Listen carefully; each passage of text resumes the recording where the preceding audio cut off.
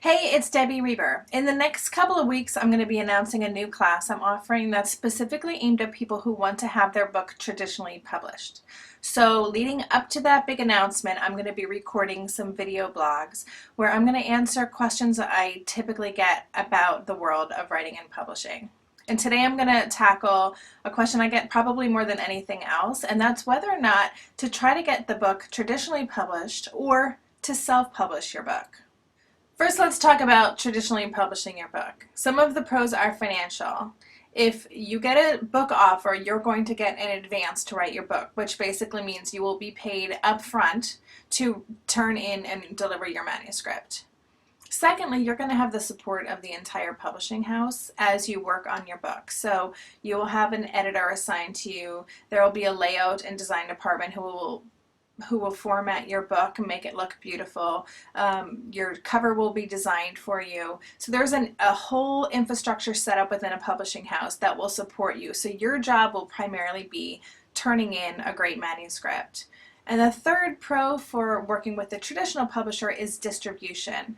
And in this day and age, that's becoming a trickier subject because bookstores are starting to disappear. But if you want to have your book in a traditional brick and mortar bookstore, in a Barnes and Noble, anywhere around the country, then having your book traditionally published is your best bet because they have direct relationships with those bookstores and sales and marketing reps whose job is to get your book shelved within those stores.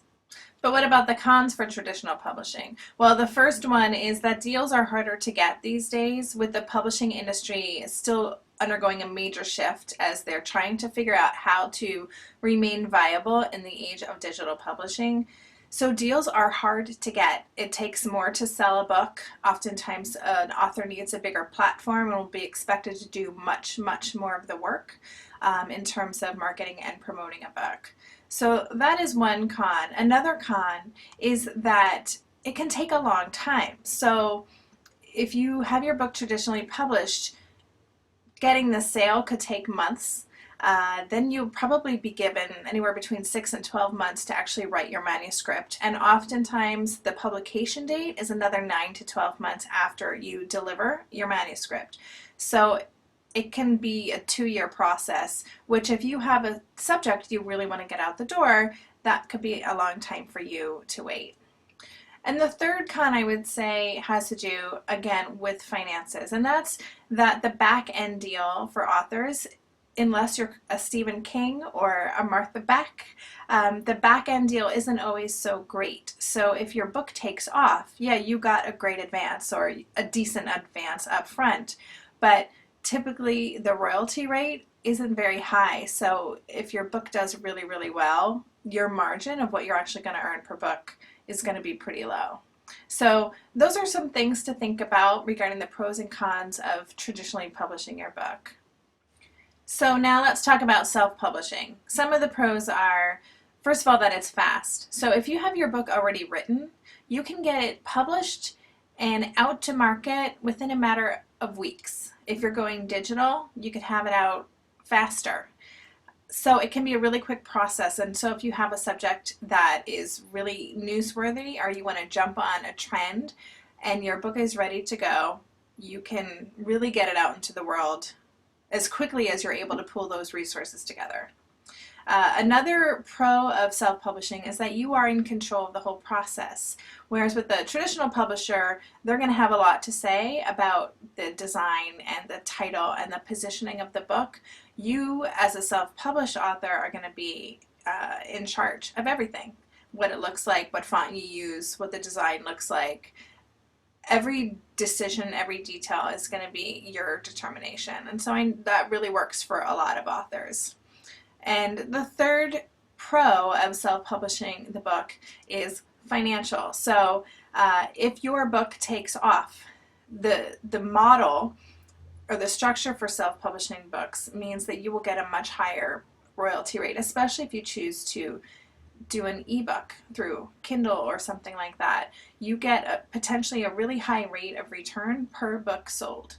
So you could do really well if you have a runaway bestseller, and even if you don't, even if you sell a modest number of books, you're still going to get a higher percentage per book sold. And that works really well for some authors.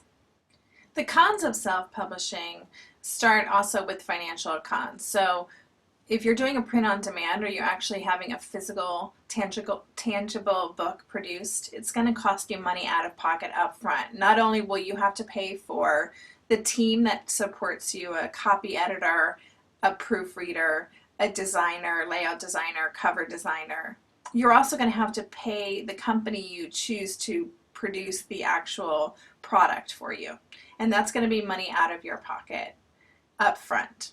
The second con of self-publishing is distribution. So if you really have your heart set on having your book available in brick and mortar bookstores, whether it's a chain like a Barnes & Noble or an independent bookstore, it can be much more difficult to get shelf space within that store.